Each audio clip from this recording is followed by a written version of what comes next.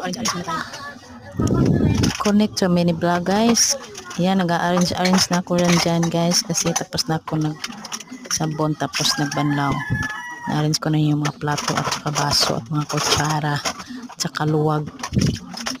Yan, na-arrange ko. Para maganda tingnan.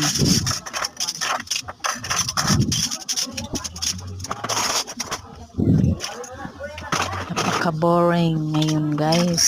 Yung araw na to, boring ako. Kaya magawa na lang akong gawaing bahay.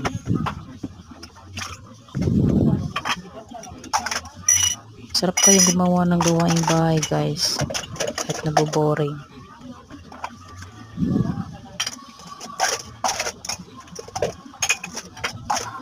So yan, tapos na akong mag-arrange sa baba.